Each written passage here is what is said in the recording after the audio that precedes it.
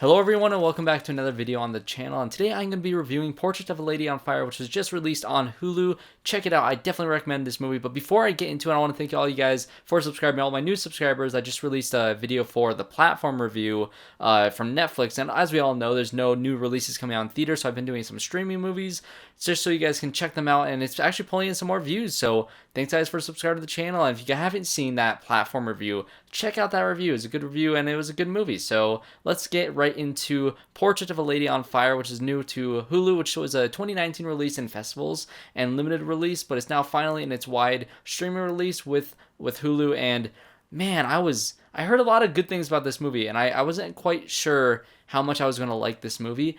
This is one of the most beautifully shot, written, and just performed and directed movies I've seen in a long time. I loved this movie, and I'm not sure if I have any really big issues about it. I think it's, like I said, the best thing about this movie by far, actually maybe not by far because everything is at this level, the cinematography is off the rails. Every frame of this movie is beautiful, and the color correction that they do with the the blue of the ocean really popping against the red of Marianne's dress, and then you have HÉLOＩSE, who has this blue or green dress on, and then you have Sophie, who is always wearing yellow, and the color and kind of the thematic elements, because this is a very poetic movie in a lot of ways, and that kind of starts off with the visuals, because I'm telling you, from the first 5 minutes of this movie, I knew immediately that this was going to be one of the most beautifully shot movies I've ever seen. I'm telling you, you can pause any frame of this movie. You have, some big blockbuster movies or some just, normal generic movies, and you pause a frame on it, and it could be really ugly if things are moving wrong, or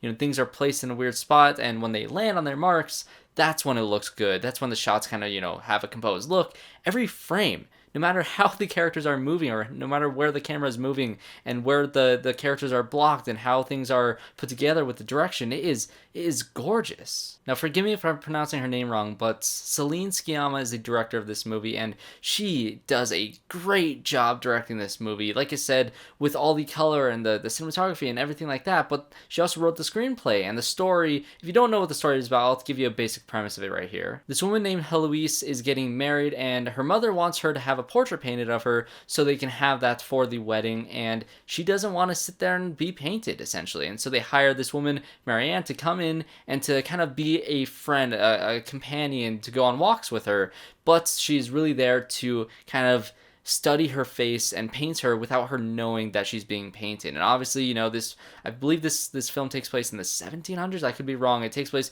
way back. It's a period piece, but it takes place quite a while ago, and they don't have photos, obviously, so everything is being painted, and she can't just capture an image of her. She has to do it all from memory, and how she sees this woman through her eyes, and it's very, very fascinating story. And that's just the very beginning, and it kind of goes in directions that I wasn't expecting, and it's a love story between these two women, and it is a beautiful story. And I'm telling you, this is such a perfectly written story, even in the smaller moments where they're just kind of reading pages off of a book, and they're kind of discussing about this choice that a character makes, and they're saying, okay, if you look at it this way, or if you look at it this way. And that's kind of how this movie kind of plays out in and of itself. And the ending, oh my gosh, the ending is perfect, but I'm getting ahead of myself. The story is very beautifully written. It's very, very well directed and wonderfully acted by the three main actresses in this movie. Really the main two, but the third actress is great as well. Those three have great chemistry and a great rapport, and their interactions with each other are all fantastic. Another thing this movie does is it has absolutely no musical score whatsoever. It only uses diegetic music if Marianne is playing the piano, or if there's a group of people singing. That's the only music you get from this movie, and it's very natural, and it feels like you're just a fly on the wall, and you're experiencing these two characters' lives, or at least like this week and a half of these two characters' lives, and you're just kind of watching this relationship blossom, which, like I said, this is a beautiful relationship between these two women, and it's an incredible story, and you've really connected with these characters, and you saw their journey, and you saw this relationship form, and you were rooting for them, and it was sad when things were sad and things were hard for them, but it's a very heartfelt movie, and it just comes together so perfectly by the end of it, and it was just a wonderful story. I highly recommend this movie.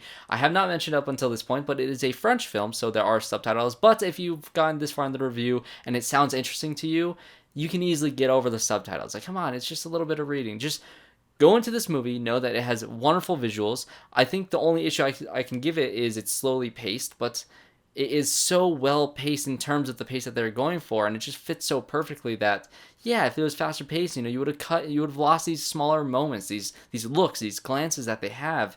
And that's another thing. The way that they shoot this movie and the cinematography of how she's just kind of observing, she's observing Heloise from afar or from a glance, and she would look over, and then Heloise would look over at her, and she would look back fast. And there's one shot of this movie where she's standing and it's kind of blocking the view, and whenever she turned her head to look at her, you can see Heloise, but then when she looked forward, you couldn't see her at all. And just kind of, I don't know, it's genius. The way this movie was shot was incredible. I will see anything with this director in it, with the cinematographer. I think they did a great job with this movie. I highly recommend it. I'm praising this movie. Go watch Portrait of a Lady on Fire. It is free on Netflix, or not on Netflix, on Hulu.